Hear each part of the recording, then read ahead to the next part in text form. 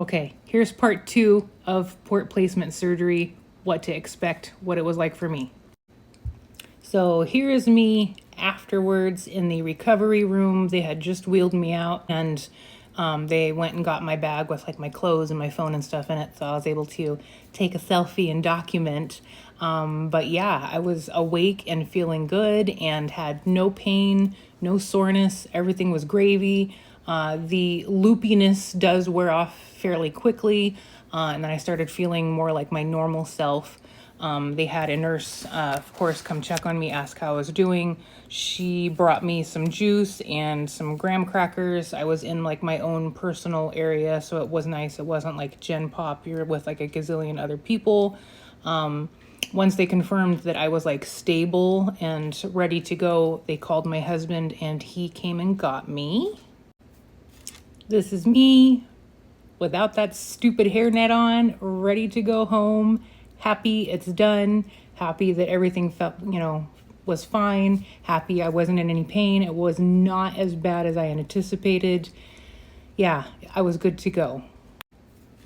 This is what it looked like when I got up to get dressed while I waited for my husband to get me. They put dissolvable stitches in. Then they put steri strips over it. I will picture that next. And then they covered it with gauze, and there is a special clear bandage over the whole thing to keep it dry so that I could like shower and stuff. So these are the steri strips that I was talking about. You just leave those on and let them fall off naturally. I believe they were on there for like a week. They didn't bother me. The redness that you see is some of it is bruising. It was a little bit tender, but not bad at all.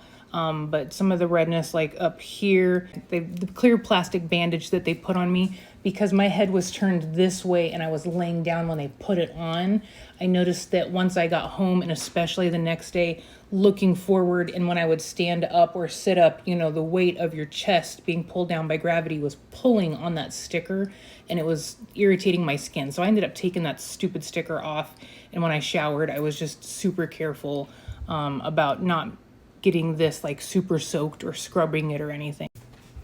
Okay, so here it is after the steri strips fell off by themselves. That bigger incision is what they used to actually insert the port, and then the top one is more for that like straw bit. But yeah, recovery was really good. As for recovery, I didn't need any special pain meds, no narcotics or anything. I was able to just take Tylenol for I think 2, maybe 3 days, and I was good. They will tell you that whichever side, for me it was my right side because my cancer is on my left. They said not to lift your arm above your head for a few days, so no reaching really high and no lifting over 10 pounds. Listen to your doctor's discharge instructions, because I am hard-headed, and after a couple days I was like, I feel good. And yeah, I wasn't like lifting weights or painting a house or anything, but I thought I would do something as simple as like a load of laundry and folding it. I think I did 2 loads of laundry back to back. I was like, I'm getting sore, I need to stop. So listen to your doctor, don't be stubborn like me. Yeah, so this is me a week later on January 5th, kicking cancer's ass. This was my very first chemo, and I was happy to be there. It sounds so weird. I was so eager to start my ass-kicking journey and get it started and over with and kick cancer's ass. And let me tell you, the chemo and the prayers and the positive energy worked. By my second AC chemo, I could feel that my tumor was shrinking, and by the 4th one, I couldn't even feel that sucker anymore. So it totally worked. So please keep your head up, stay strong. I know it's scary. Anything that is unknown is even extra scary, but you got this. And if you have any questions, feel free to let me know. I'm an open book. And then this is me right after I got in our truck after my first chemo. as I walked out of the cancer center, it hit me that my first chemo was done. It was in the books. My journey was starting. And when I got into the truck with my husband, I couldn't help but cry and shed tears of joy. I was just so emotional and so happy to get this party started and get it over with. So, like I said, I know it's scary and it's daunting, and parts of it are going to suck, but the port placement was much, much easier than I anticipated. So try not to be scared. Just get there and get your happy drugs, and the rest will be a piece of cake. Just listen to your doctor and don't be like me, and make sure you rest for the first 2 weeks. Okay, I love you guys. I hope that was helpful. I'll talk to you later. Bye. Okay, so here's a close-up. We're up close and personal.